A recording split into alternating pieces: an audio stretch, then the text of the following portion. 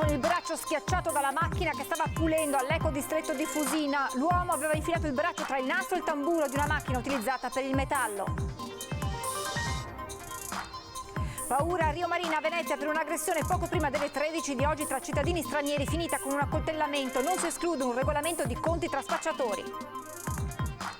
Dalla paura alla gioia, tutto in una notte nei boschi sopra Tambre dopo la scomparsa di Francesco, il bambino di 9 anni di Messe che si era perduto ieri sera, ore di ricerca e poi lieto fine.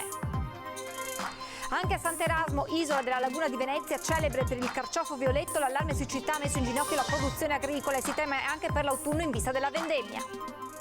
Ubriaco alla guida della sua Audi invade la corsia opposta e si scontra con un'auto, un 42enne di Messe è stato denunciato dai carabinieri per lesioni personali aggravate e guida in stato di ebbrezza.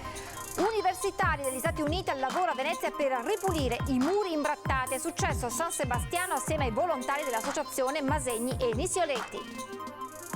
Ballottaggi conto alla rovescia per il voto, urne aperte domani dalle 7 alle 23 a Verona, Jesolo, Feltre e Tiene dalle 21:15 su Antenna 3, puntata speciale di Ring per seguire in diretta l'esito delle urne.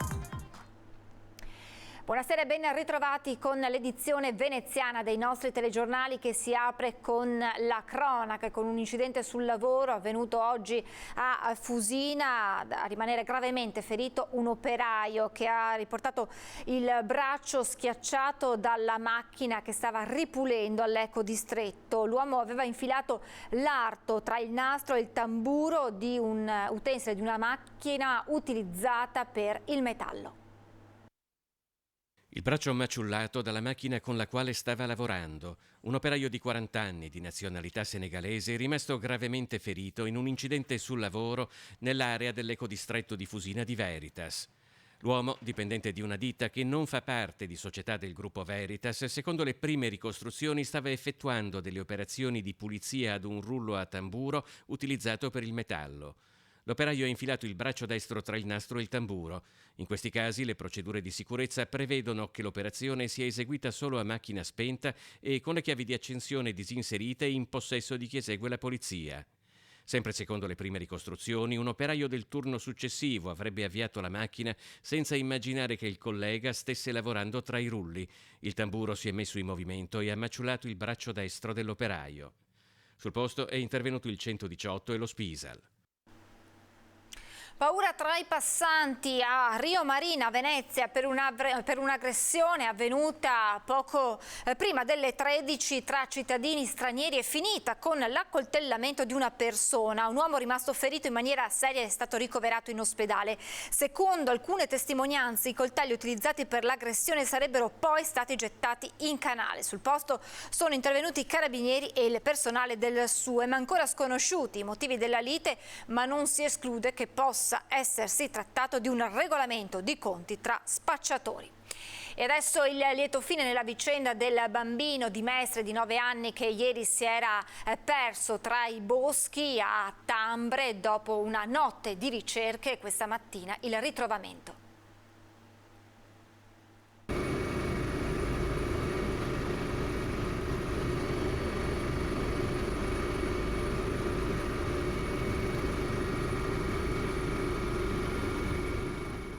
Una storia, per fortuna, a lieto fine. Dopo una notte angosciosa, questa mattina alle 9:10, il messaggio che tutti speravano di ricevere. Il bambino è stato trovato. A riportare dai genitori Francesco, il bambino mestrino di 9 anni scomparso ieri nel tardo pomeriggio nei boschi sopra Tambre, è stato l'elicottero Drago 149 dei Vigili del Fuoco di Venezia.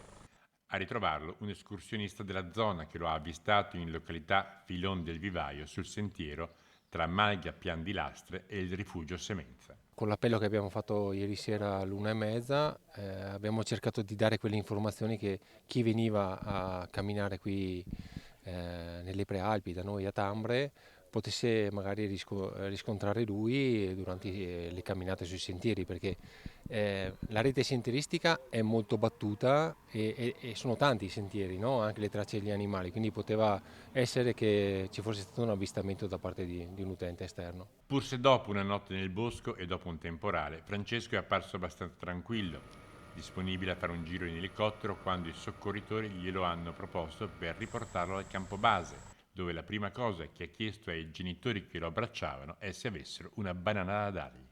Stava bene, quando è stato scaricato dall'elicottero dei Vigili del Fuoco il ragazzo era tranquillo, stava bene, in buone condizioni, poi c'erano i suoi genitori e l'hanno subito abbracciato, consolato e dunque era assolutamente tranquillo. Le ore precedenti sono state di grande tensione. Il bambino era sparito ieri sera a Malga Grant sopra Col Indes. Il padre si era fermato a leggere un cartello quando si è reso conto che il figlio non c'era più e non era tornato verso Sant'Anna, dove la famiglia trascorre le vacanze. Verso le 18 ha lanciato l'allarme.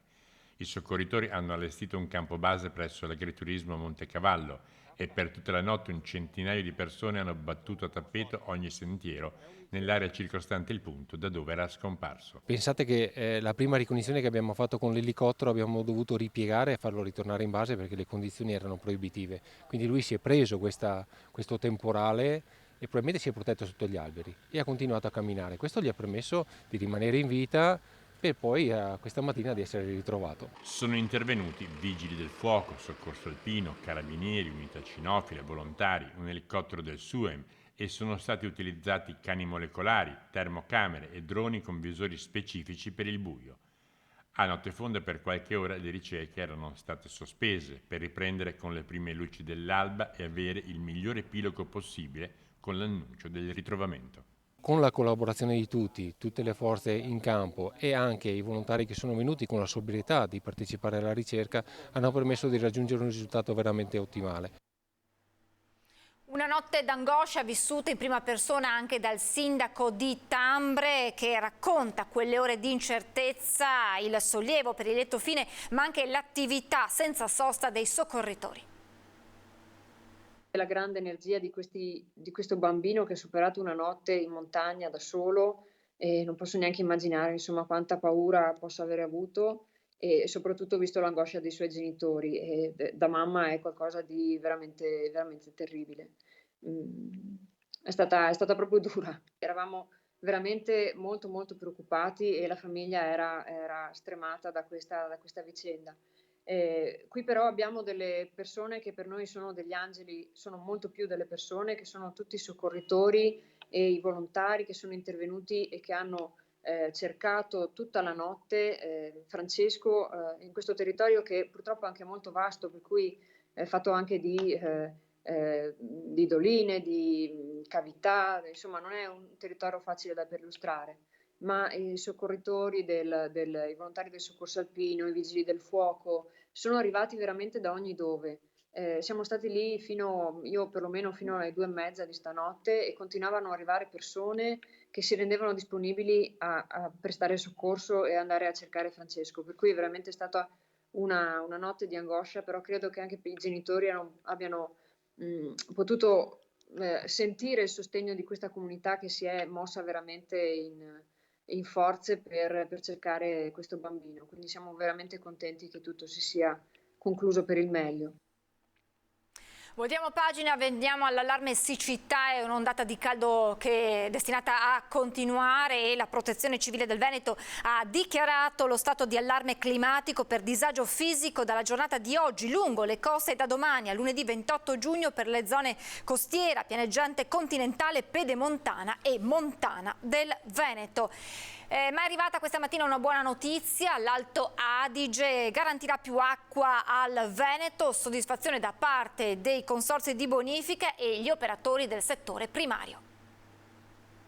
Era difficile avere un'irrigazione efficace ed efficiente senza l'acqua che arriva dalle nostre montagne, parlando appunto di Sistema Italia. Dobbiamo essere più uniti, tutti a remare nella stessa direzione, perché se siamo appunto tutti sulla stessa barca, proprio uso questa metafora parlando di acqua, noi dobbiamo guardare di arrivare in un porto sicuro e quindi essere comunque uno con l'altro solidali. Per un Veneto che ha sete, l'apertura dei rubinetti da parte dell'Alto Adige è una buona notizia sia per operatori che per consorzi di bonifica alle prese con una siccità quasi senza precedenti. D'intesa con il presidente della provincia autonoma di Bolzano e in coordinamento con gli operatori trentini, la società altoatesina dei servizi idrici ha infatti modificato i programmi di produzione delle diverse centrali idroelettriche così da garantire portate più elevate anche nel fine settimana, quindi la continuità della l'approvvigionamento di acqua.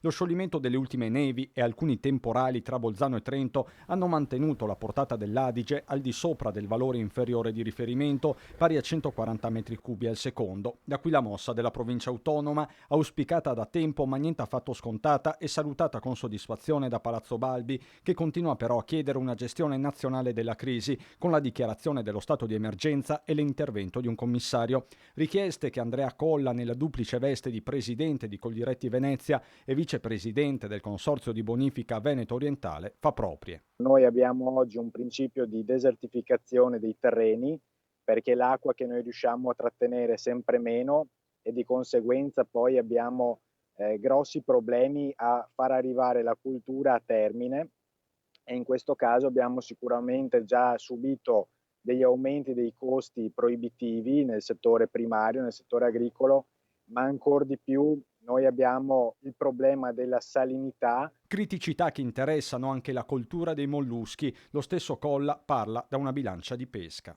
E abbiamo una moria di cozze, di vongole dovuto proprio alla mancanza di ricircolo d'acqua anche nelle valli, visto i livelli che sono molto bassi. Anche nell'isola della laguna di Venezia, di Sant'Erasmo, celebre per il carciofo violetto, l'allarme siccità sta mettendo in ginocchio tutta la produzione agricola, ma si teme anche per l'autunno in vista della vendemmia. Vigneti, campi, la produzione agricola delle castraure e del carciofo violetto, ma anche della semplice verdura di stagione. La siccità ha effetti drammatici e devastanti anche per Sant'Erasmo, isola della laguna di Venezia con circa 500 abitanti, ma rinomata in tutto il mondo per la sua produzione agricola a chilometro zero, che ora è in ginocchio a causa della siccità, e così si guarda al cielo, invocando la pioggia. La siccità si sta facendo sentire, tra l'altro è da quasi un anno che piove pochissimo. Come vedete già le piante di carciofo sono già ormai secche e c'è solo il fiore, ma il problema più grande è proprio questa mancanza da troppo tempo di acqua dolce, che praticamente fa risalire la falda di acqua salata.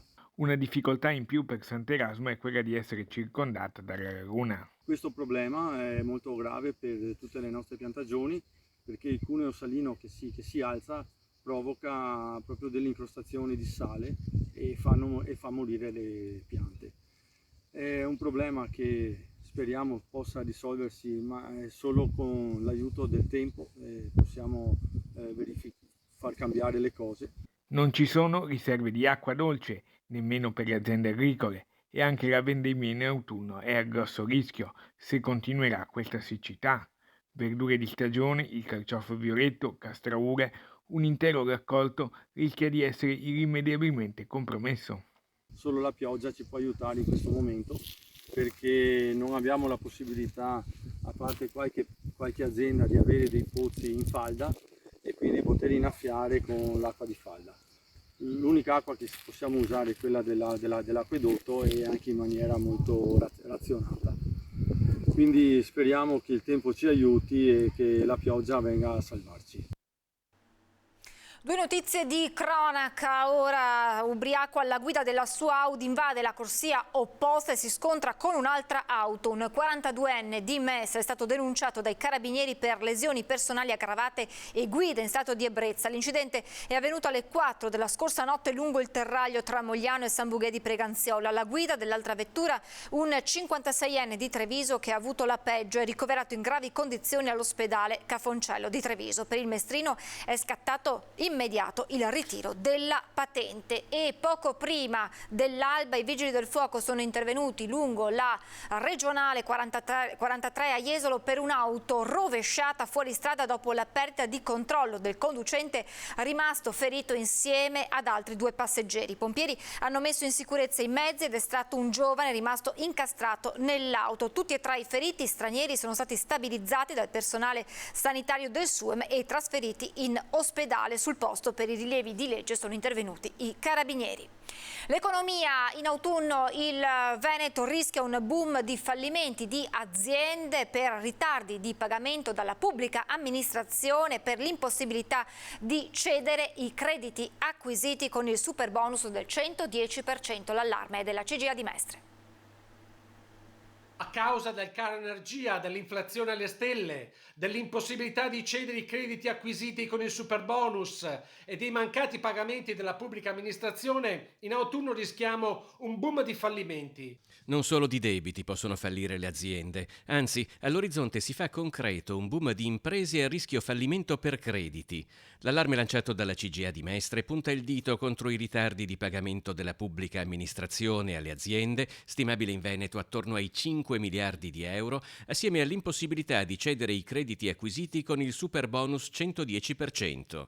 Da diversi anni e anche nei primi 5 mesi di quest'anno il numero di fallimenti in Veneto è in calo, ma a partire da autunno potrebbe tornare a crescere e subire una brusca impennata nel 2023. Bisogna correre ai ripari. Il governo intervenga subito per evitare una nuova recessione che farebbe aumentare a dismisura la disoccupazione e i livelli di povertà anche in Veneto. A causa dei problemi sottolineati dalla CGIA di Mestre, i settori più a rischio sono il commercio e le costruzioni, ma autunno diventa una data cruciale anche perché, come avviene in tutte le recessioni, gli effetti possono manifestarsi a distanza di tempo e nel nostro caso si devono ancora fare i conti non solo con le difficoltà causate dal Covid nel biennio 2020-2021, ma anche con gli effetti negativi riconducibili alla guerra in Ucraina, scoppiata verso la fine di febbraio. 4 ore di sciopero oggi dalle 10 alle 14 all'aeroporto Marco Polo di Venezia. Si è risolto con qualche coda un po' più lunga del solito lo sciopero di 4 ore di metà giornata da parte del personale di terra dell'aeroporto Marco Polo di Venezia, ma il dato non deve trarre in inganno. I lavoratori avrebbero voluto farlo, solo che le dinamiche di proteggere i voli fa sì che il personale venga totalmente precettato. Ci sono, per assurdo e per paradosso, più persone che lavorano durante la giornata di sciopero che durante le giornate normali. Ad essere interessati dallo sciopero i servizi di accettazione e trasporto passeggeri, carico e scarico bagagli, i cosiddetti servizi sottobordo in cui il personale è sotto organico e chiede migliorie sia per gli stipendi che per la durata temporale dell'impiego. Il Covid infatti è stata una cesura dopo la quale in diversi hanno preferito cambiare mestiere. Le persone, come tutti, cercano stabilità, cercano la possibilità di ritornare a lavorare, cosa che l'aeroporto al momento non consente. Da Save ci sono state delle risposte? Allora, Save fa il gestore, al momento non ci sono state risposte, noi confidiamo che questo braccio di ferro tra le parti si interrompa, si ritorni al dialogo e nell'eventualità ce ne fosse bisogno chiediamo discontinuità con le persone con cui stiamo relazionando. Domani in 4 comuni veneti, tra cui Jesolo per il veneziano, si vota per i ballottaggi e sempre domani dalle 21:15 su Antenna 3, puntata speciale in diretta di Ring. L'ultima sfida, quella dei ballottaggi, a Verona, Jesolo, Feltre e Thiene i cittadini sono richiamati alle urne. Seggi aperti dalle 7 alle 23, subito dopo via allo spoglio, e anche stavolta c'è una grande incognita a pesare su questo secondo turno, il rischio astensionismo. Dopo la bassa affluenza della prima tornata, il timore che si ripetano le percentuali di 15 giorni fa. Occhi puntati soprattutto sulla piazza di Verona e naturalmente, come accade sempre in occasione dei grandi appuntamenti, Antenna 3 sarà presente per aggiornarvi in tempo reale sugli esiti delle urne. Dalle 21:15 la maratona in diretta con una puntata speciale di Ring per seguire istante dopo istante il voto nelle 4 piazze. Collegamenti con gli inviati da Verona, Thiene, Jesolo e Feltre, ospiti in studio per i commenti con il vice direttore Ferdinando Avarino. Dall'attesa per la chiusura delle urne fino allo spoglio che rivelerà i nomi dei nuovi sindaci. Una serata dunque da non perdere, appuntamento dalle 21:15 naturalmente su Antenna 3. Universitari degli Stati Uniti al lavoro a Venezia per ripulire i muri imbrattati. Prima la rimozione di varie stratificazioni di manifesti e manifestini, quindi la ripulitura di imbrattamenti con lo spray. Poco tempo e la porta disegnata da Carlo Scarpa per la sede universitaria di San Sebastiano è tornata a risplendere grazie al lavoro di diversi studenti della Florida Atlantic University assieme ai volontari dell'associazione Masegna Nissioetti. Masegna Nissioetti è nata dall'unione di 2 gruppi Facebook, il presente e il passato di Nissioetti, e i nostri Masegni puliti e splendenti. Da qui abbiamo visto che bisognava fare qualcosa di concreto, di qualcosa di serio, e abbiamo fatto un'associazione Onlus che si occupa di varie problematiche, principalmente il decoro.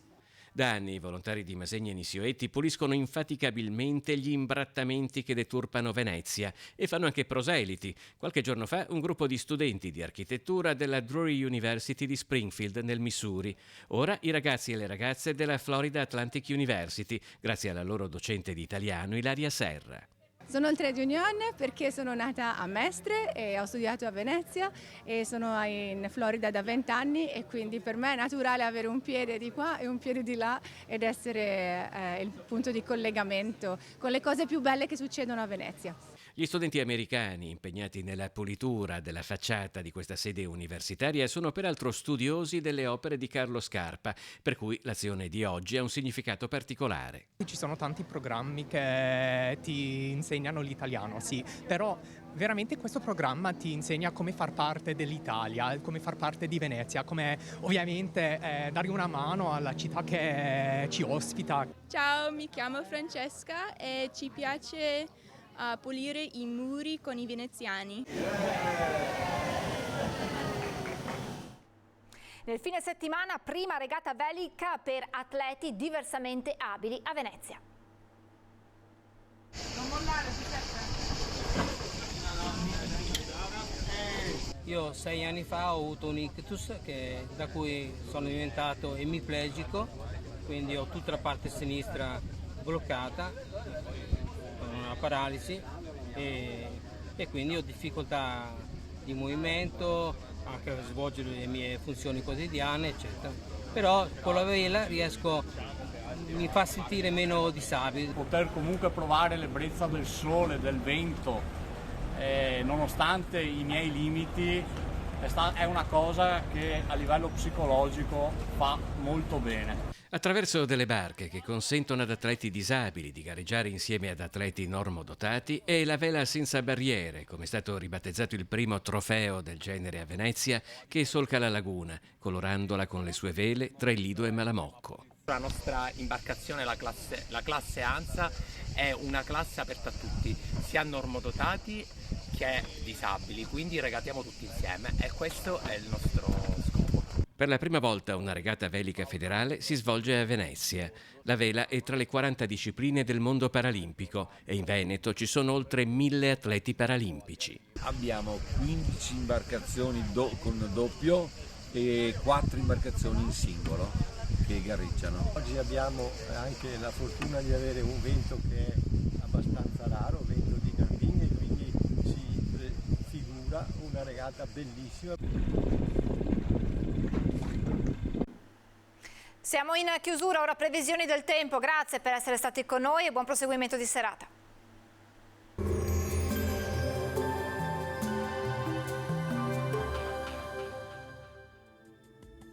Bentrovati al meteo. L'alta pressione africana si allunga con ancor più decisione sulla nostra penisola. Sarà una domenica 26 giugno di bel tempo. Vediamo insieme il dettaglio. Sul Veneto la grafica evidenzia un ampio soleggiamento. Il cielo si presenterà poco nuvoloso, con prevalenza di spazi di sereno, a fronte di qualche locale e temporaneo annuvolamento più che altro in montagna. Precipitazioni ancora assenti e grave situazione di siccità. Temperature stazionarie o in lieve locale aumento, minime tra 16 e 23 gradi, massime invece comprese tra i 28 e i 33 gradi. Spostiamoci ora sul Friuli Venezia Giulia, anche qui tanto sole, cielo sereno o velato, soffieranno venti di brezza.